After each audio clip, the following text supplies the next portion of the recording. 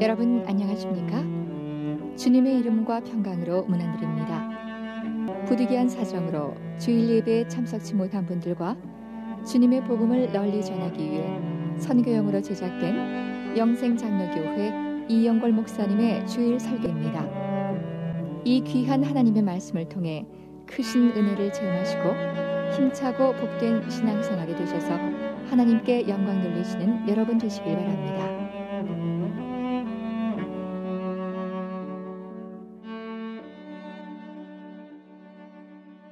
김재윤 집사님께서 성경 봉독 해주시고 이어서 샬롬 찬양대 찬양 하나님 앞에 드리겠습니다.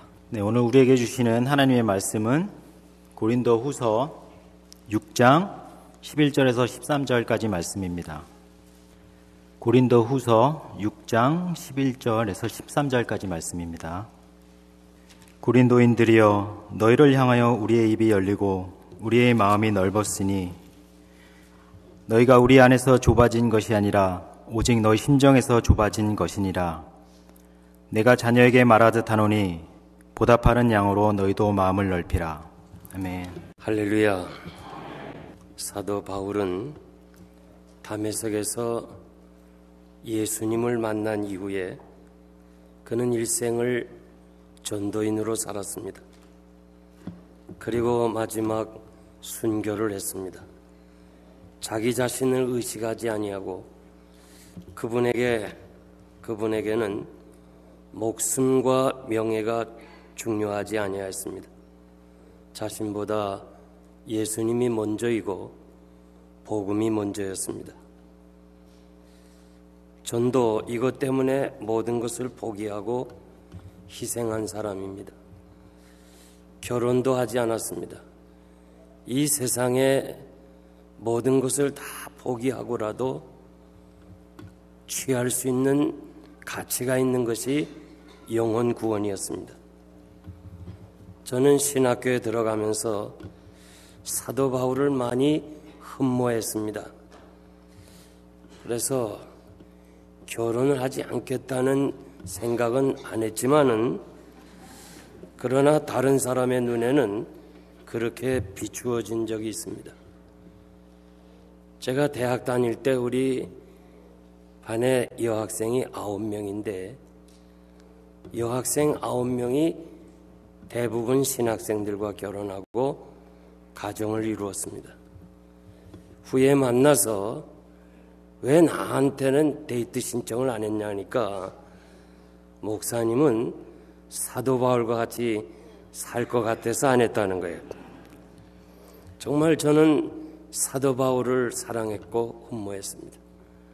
그래서 제 목회 철학을 사도 바울에게서 본받았습니다. 저는 지금까지 교회 성장을 위해서 어느 누구한테 가서 배우고 세미나에 가서 배워본 적이 없어요. 저는 바울에게만 배웠어요. 정말 사도 바울, 그분의 목회 철학이 오늘 이 시대에 정말 귀합니다.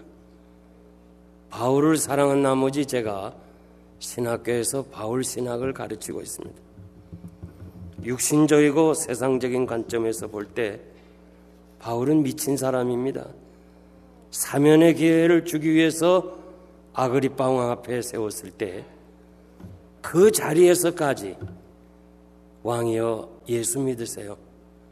예수 믿고 나와 같이 행복한 사람이 됐어요. 베스도 총독이 바울아, 내가 미쳤니? 내가 미쳤어? 이거는 보통 사람으로서는 이해할 수 없는 거예요. 베스도 총독이 바울을 로마로 압송하면서 이 사람이 로마까지 가서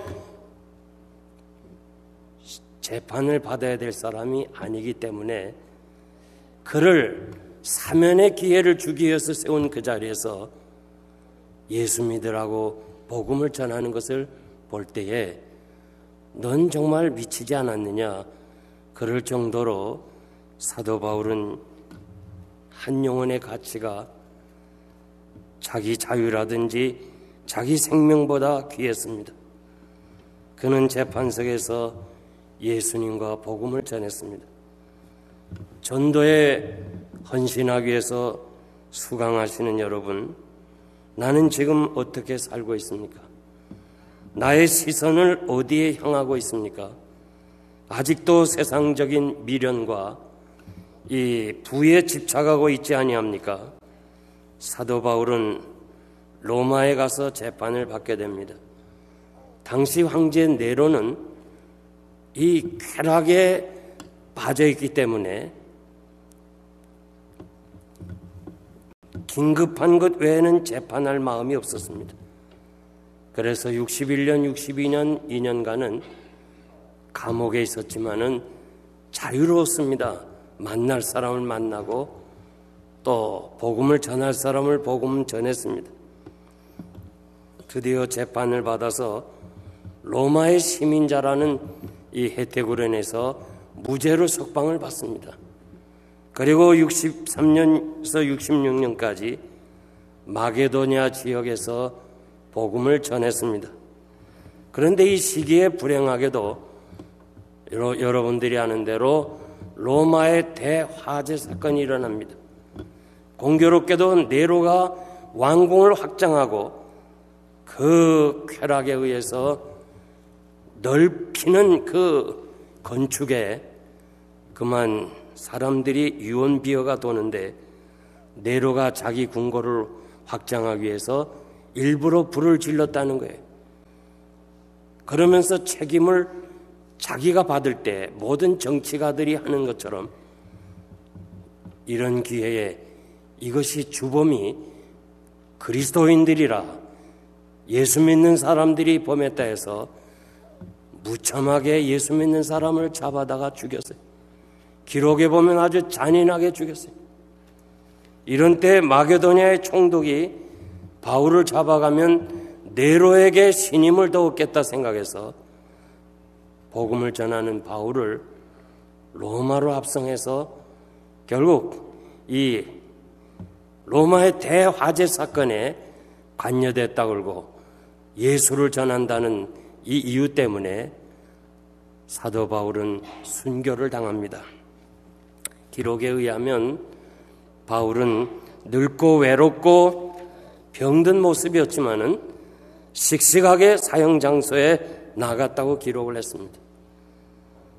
여러분들이 기회가 되면 바울이 순교한 로마의 그 현장 오스틴 거리를 가보시길 바랍니다.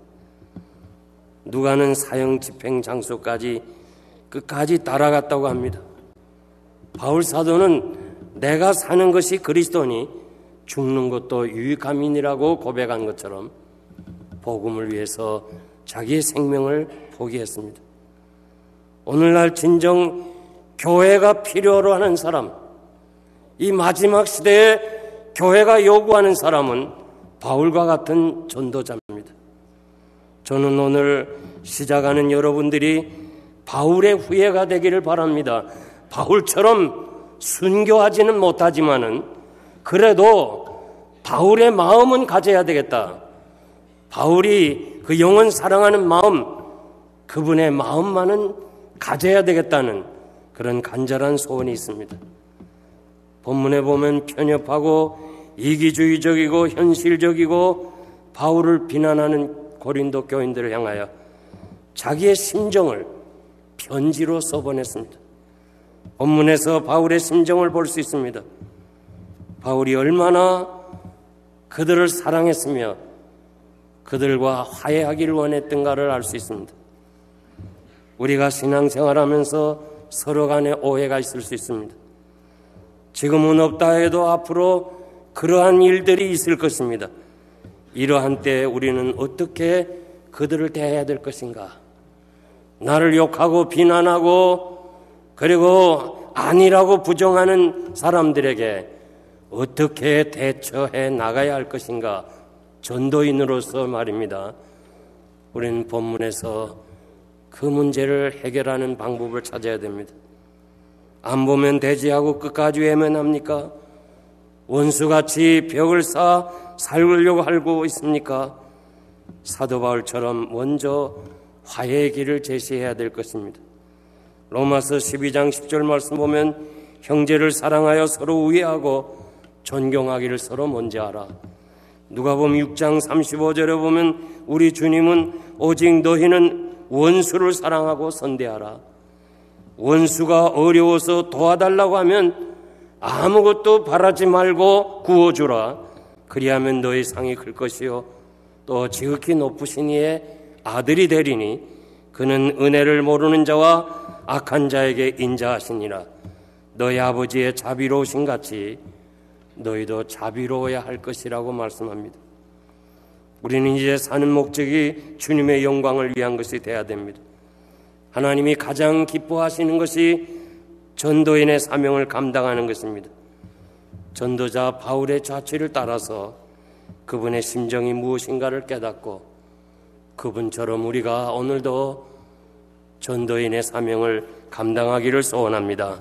첫째로 사도 바울은 모든 사람을 사랑했습니다. 고린도인들이여 너희를 향하여 우리 입이 열리고 우리의 마음이 넓었으니, 여기 고린도인들이여 이 호칭은 크리스토스톰은 사랑의 감정으로 부르고 있다고 해석을 했습니다. 이 고린도인들이여 이 한마디 속에 사도 바울의 사랑의 마음이 담겼다고 해석합니다. 우리가 살고 있는 환경에서 우리는 여러 사람을 만납니다. 교회 안에서도 그렇고 우리 공동체 안에서도 그렇습니다. 어떤 사람은 좌우를 분별하지 못하는 사람들이 있습니다. 위아래도 모르는 정말 세월만 보냈지 나이값도 못하는 사람도 있습니다. 신앙생활 한다면서도 아직도 영적 유아기에 속한 사람들이 있습니다. 특별히 우리 전도하러 나가보면 별의별 사람들을 다 만납니다. 이런 사람을 대할 때마다 우리의 마음 자세가 어떻게 돼야 되느냐? 바울이 고린도인들이여 이렇게 사랑의 마음을 가졌던 것처럼 이런 마음을 가져야 됩니다. 전도자는 사랑의 은사가 있어야 됩니다. 천사의 말을 한다 할지라도 사랑이 없으면 울리는 꽹과리 소리처럼 들리게 될 것입니다. 전도는 삶이 뒤따라야 됩니다. 사도 바울은 은사에 대해서 설명하면서 바로 가장 큰 은사는 사랑이라고 말씀하십니다. 은혜는 자신을 위한 것이라면 은사는 남을 위한 것입니다. 그렇기 때문에 전도는 무엇보다도 사랑의 은사가 있어야 됩니다. 너희를 향하여 입이 열리고 우리의 마음이 넓어졌다. 입이 열리고 숨김없이 말하였다는 것입니다. 전도자는 항상 열린 입이 있어야 됩니다. 주저함 없이 듣든지 아니 듣든지 만나는 사람에게 예수 그리스도를 전해야 됩니다. 디모데후서 4장 2절 보면 너는 말씀을 전파하라. 때를 얻든지 못 얻든지 항상 힘쓰라. 디모데전서 2장 4절 말씀 보면 하나님은 모든 사람이 구원을 받으며 진리를 아는 데 이르기를 원하신다고 그랬어요. 하나님은 오늘도 이 미련한 전도의 방법을 가지고 여러분을 통해서 모든 사람, 택한 백성들이 하나님 앞으로 돌아오기를 원하고 있기 때문에 무엇보다 우리는 전도에 항상 힘을 써야 됩니다. 마음이 넓어야 합니다. 고린도 교회가 문제가 많은 것은 한마디로 마음이 좁아져 있기 때문에 그렇습니다. 이 넓어졌다는 말, 마음을 넓히라는 말은 열린 마음이 필요하다는 거예요. 우리의 마음이 열려 있어야 돼요. 교회 안에서 특히 이민교회에서 여러 가지 이유로 인해서 분쟁이 있지만은 가장 대표적인 것은 자신의 생각과 방법이 제일이라는 거예요. 다른 사람의 의견이나 생각은 아예 무시해버립니다. 자기만이 옳다고 하는 거, 이것은 좁아진 마음이에요. 닫혀진 마음이에요. 우리는 넓은 마음, 사랑의 마음, 그런 마음을 가지고 영원 사랑해야 될 줄 믿습니다. 두 번째, 관용의 마음입니다. 12절 보니까 너희가 우리 안에서 좁아진 것이 아니라 너희 심정에서 좁아진 것이다. 여러분을 대하는 우리의 마음이 옹색한 것이 아니라 여러분이 자기 마음을 스스로 옹색하게 만들었습니다. 공동 번역입니다. 우리의 마음이 옹색한 것이 아니고 당신들의 마음이 좁아졌다고 말하고 있습니다. 바울과 고린도 교인들과 서로 불편한 관계는 아마도 거짓 교사들의 그 이단에 속한 사람들이 사도 바울에 대해서 거짓말로 말을 했기 때문이라고 그렇게 해석하고 싶습니다.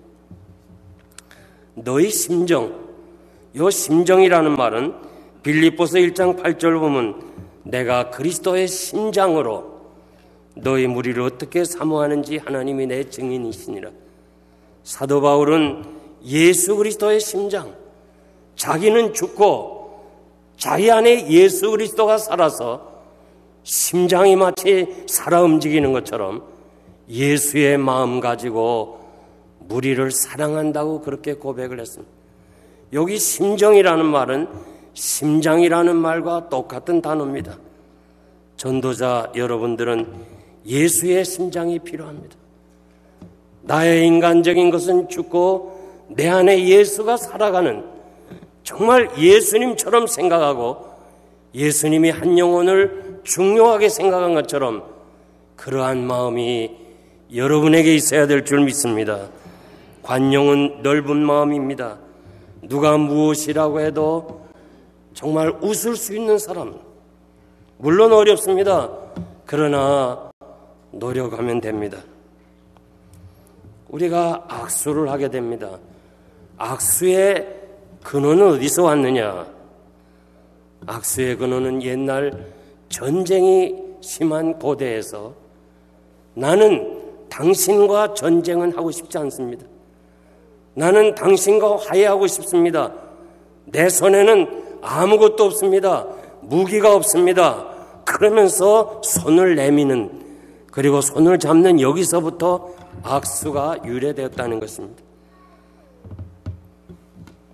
여러분, 우리가 서로 악수하면서 우리 마음속에 막힌 담이 있다면 진정한 악수가 아닙니다. 그리스도 안에서 막힌 담을 다 헐어버리고 정말 상대를 배려하고 관용할 수 있는 이런 아름다운 관계가 여러분 마음속에 먼저 있기를 바랍니다. 제가 어느 교회에 부흥회를 인도하는데 그 지역에는 교회가 하나밖에 없습니다. 그래서 목사님이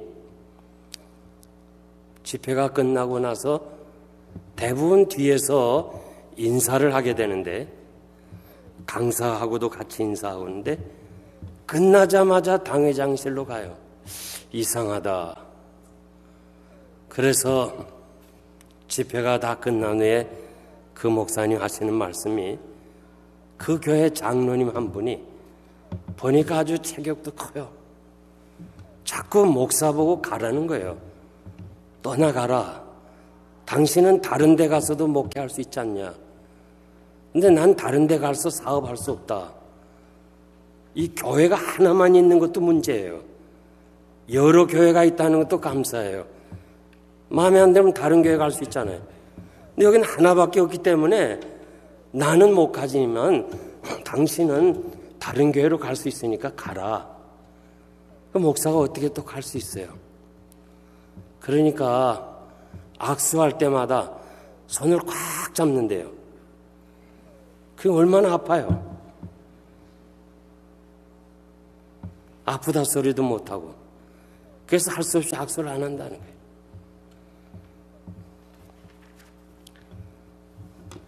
한 1000명 정도 이렇게 집회하면서 악수하게 되면요, 진짜 손이 아파요. 어떤 사람 막 은혜 받았다고 좋다고 혼자 막 눌러주고 막 흔드는데요. 야,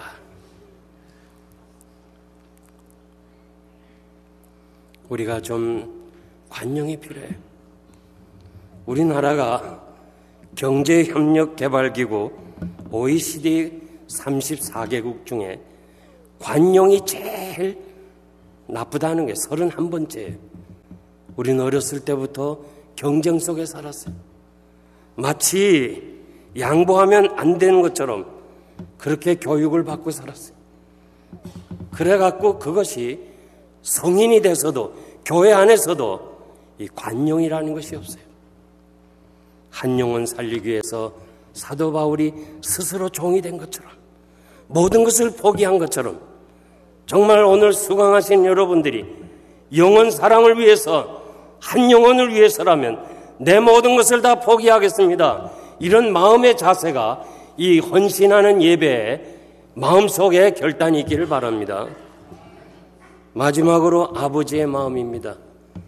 13절 보니까 내가 자녀에게 말하듯 하노니 보답하는 양으로 너희도 마음을 넓히라. 사도 바울은 고린도 교인들에게 나는 너희들의 아버지라고 말합니다. 고린도전서 4장 14절에 보니까 내가 너희를 부끄럽게 하려고 이것을 쓰는 것이 아니라 오직 너희를 내 사랑하는 자녀같이 권하려는 것이라. 그리스도 안에서 일만 스승이 있으되 아버지는 많지 아니하나 그리스도 예수 안에서 내가 복음으로 너희를 낳았음이니라. 그리스도의 복음으로 너희를 낳았기 때문에 아버지라는 거예요. 전도자 되신 여러분들은 아버지의 마음이 있어야 되는 거예요. 영적으로 태어나도록 도와주기 때문에 그렇습니다. 우리는 아버지의 마음이 어떤 마음인가를 성경을 통해서 잘 알 수 있습니다. 어느 날 갑자기 아들이 아버지를 대항해서 반역해 올 때 다윗은 울면서 예루살렘을 떠납니다. 그리고 저 도피해 가 있는 아들을 죽여야 자기 권력이 계승되겠다고 하는 유지되겠다는 생각 때문에 압살롬은 피난가에 있는 아버지를 죽이려 군사를 동원했습니다. 할 수 없이 전쟁에 나가야 되는 시점에서 요압 장군을 비롯해서 군대 장군에게 이렇게 말합니다. 당신들은 내 아들을 너그럽게 대해주세요. 아들은 아버지를 죽이려고 하고 그리고 아버지의 그 왕자를 차지하고 그것도 못해서 아버지를 죽이려고 하는 아들을 향해서 아버지 다윗은 너그럽게 대해달라. 이 압살롬의 머리에 긴 머리가 결국 나무가지에 걸리게 되고 그 사실을 알고 있는 군인이 알려줘서 요압이 이렇게 말하잖아요. 저거 매달려 있는 거 창으로 찔러라. 그러면 내가 은 10개를 주겠다 할 때 뭐라고 그래요? 은 1000개를 줘도 왕이 죽이지 말라고 했는데 어떻게 죽이겠느냐? 결국 요압이 죽이잖아요. 그러면서 돌아와서 아들이 죽었다는 소식을 듣고 아버지 뭐예요? 내 아들을 압살롬아, 내 아들 압살롬아, 내가 차라리 너를 대신하여 죽었으면 좋았을 것이다. 이것이 바로 아버지의 마음이에요. 이것이 바로 오늘 전도자의 마음이에요. 정말 여러분들이 나가서 전도할 때 어떠한 사람을 만날는지 몰라요. 과거 여러분과 관계가 어려운 사람들, 여러분들 향해서 정말 사업상 어려움을 줬던 이런 사람들, 누구를 대하든지 간에 그들에게 아버지의 심정으로 다가가서 복음을 전해야 되는 것, 이것이 오늘 우리들의 자세라고 생각합니다. 사도 바울은 보답하는 마음으로 너의 마음을 넓히라. 부모 사랑에 보답하는 것은 당연한 거 아니에요? 그런데 이 가장 기초적이고 근본적이고 당연한 이 사실을 오늘 현실은 그렇지를 못합니다. 그래서 부모를 거역하고 부모를 대항하고 심지어는 부모의 재산을 위해서 부모를 죽이는 이런 어려운 현실을 맞이하면서 이렇게 자녀들이 그럴 수 있는가 안타까운 마음들이 우리 안에 많이 있습니다. 무엇보다도 이 한국 교회가 오늘 이 세상을 이끌어 가야 되는데 교회가 이제는 세상을 따라가는 거예요. 목사님들이 20년 목회를 하면 목사님들은 아버지 아니에요? 20년 목회하면 평생을 원로 목사로서 그 생활비를 교회가 담당해야 되니까 20년 채우지 않도록 18년, 19년에 어떻게 하든지 올가미를 씌워가지고 내보내는 것이 오늘 한국교회예요. 저희 선배 한 사람이 18년 목회하고 미국에 들어왔어요. 아니 목사님 2년만 더 하면 원로 목사가 되고 평생 교회에서 이렇게 원로 목사 대우를 받을 수 있는데 왜 그러냐. 2년 더 채우고 오지. 말도 마라. 내가 2년 더 하면 난 죽을 것 같아. 병들어 죽을 것 같아. 얼마나 목을 조이는지 할 수 없이 내가 그만두고 왔다는 거예요. 이것이 오늘의 현실입니다. 탕자 비유에서 우리는 아버지를 잘 알고 있습니다. 아들이 돌아올 때에 그 먼 데서 아버지가 보고 달려나갔다고 성경에 기록되어 있어요. 이 달려나갔다는 것은요, 대단히 중요한 얘기입니다. 예수님 당시에 어른이 발목을 보이거나 발바닥을 사람들에게 보이는 것은 수치입니다. 아주 수치예요. 그래서 어른들이 달려갈 수가 없는 거예요.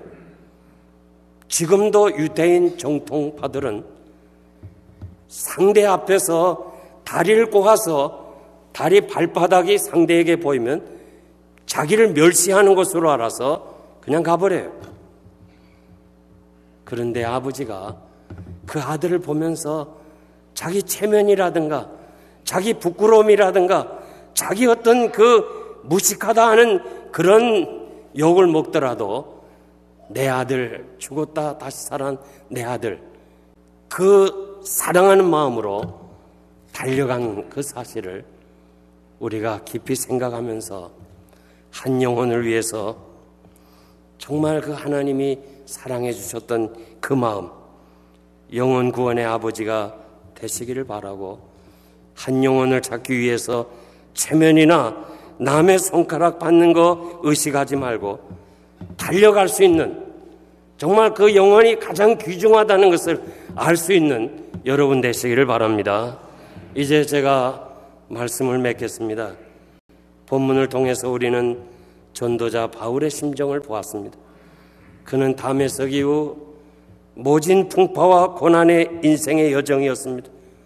가난하고 매맞고 헐벗고 심지어는 사람들의 구경거리가 되었다고 그랬습니다. 구경거리 무슨 단어입니까? 포로민을 잡아와서 사람들에게 구경거리 시키고 그리고 죽이는 그것을 바로 구경거리라고 그랬습니다. 그러나 그는 전도자의 삶이 가장 귀중한 것을 알아서 전도인의 길을 걸었던 것입니다. 여러분들이 전도하면서 오해도 받고 또 여러 가지 비난도 받고 바울처럼 원치 않는 일을 당할 때가 많이 있을 것입니다. 이런 때 우리는 어떻게 해야 되나? 사람들을 대할 때 어떻게 대해야 되나? 바울의 심정으로 그를 사랑해야 되고 그에게 관용을 베풀어야 되고 그리고 아버지의 심정으로 그를 용서해야 될 것입니다. 여기 아버지 되신 여러분 정말 자녀들을 키우면서 실망할 때가 있을 거예요. 때로는 자기가 성장했다고 아버지에게 말대꾸할 때도 있을 거예요. 때로는 아버지가 좀 잘못했다고 대항하면서 대드는 아들도 있을 거예요. 관계 속에 본다면 다시 안 보고 싶을 자녀들도 있을 거예요. 그러나 아들이기 때문에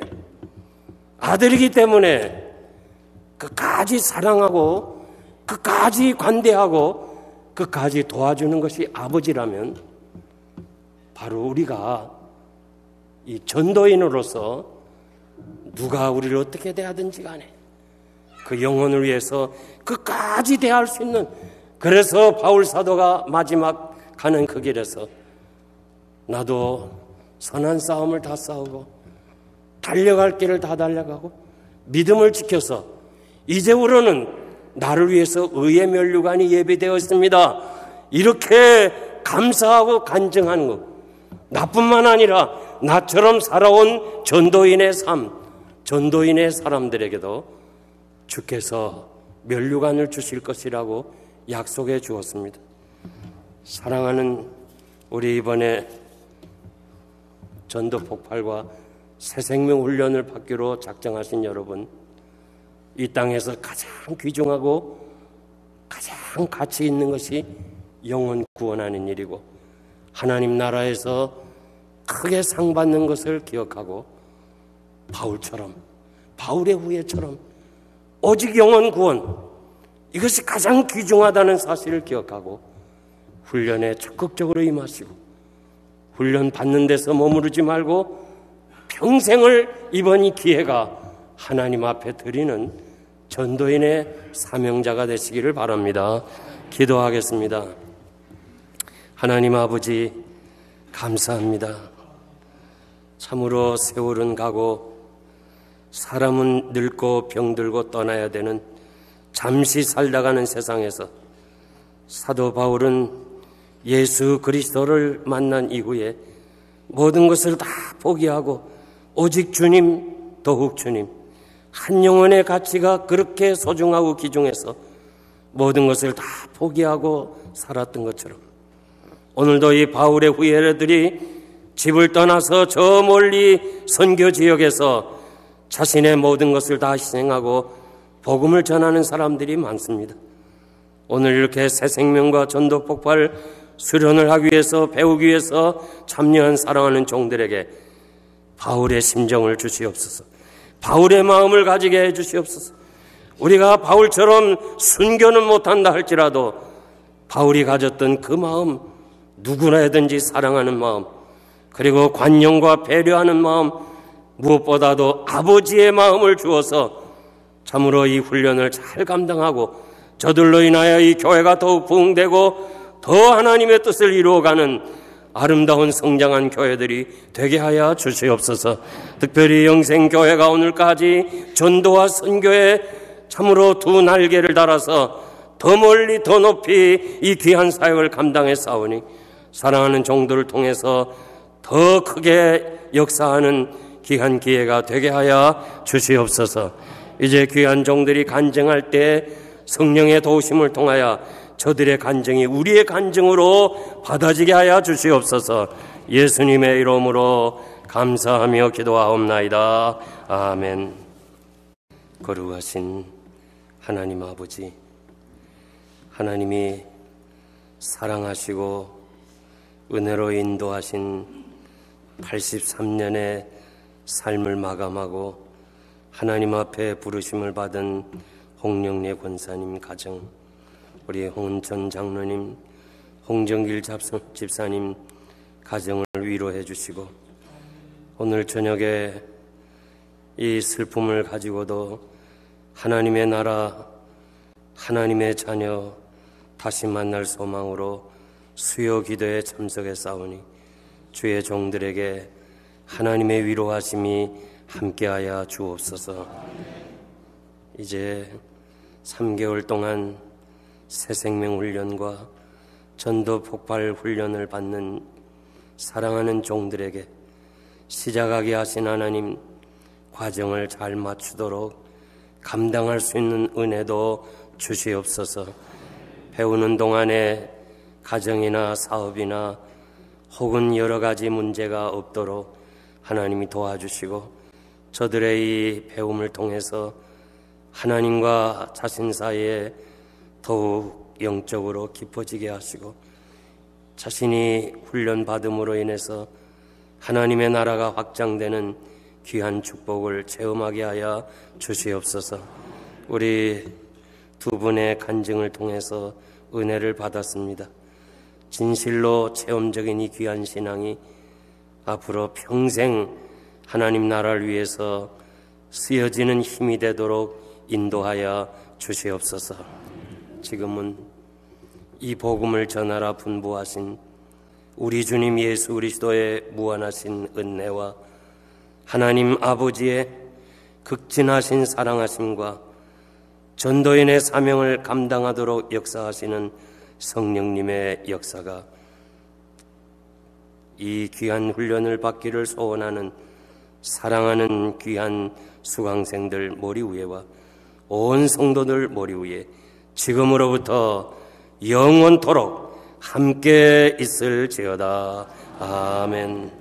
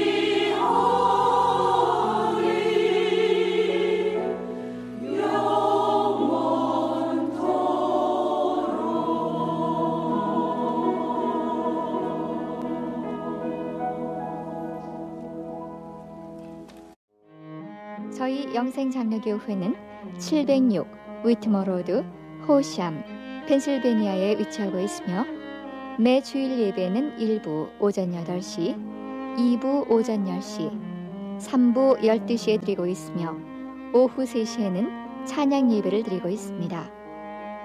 그리고 우리 2세들을 위한 영어 예배를 오전 9시에 드리고 있습니다.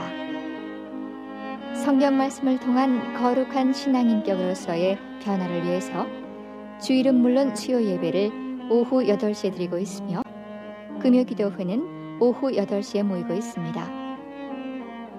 저희 영생장로교회에 대한 자세한 문의사항은 전화 215-542-0288 지역번호 215에 542국에 288번입니다. 그럼 하나님의 큰 축복과 은혜가 여러분의 삶에 항상 동행하시길 기원합니다. 안녕히 계십시오.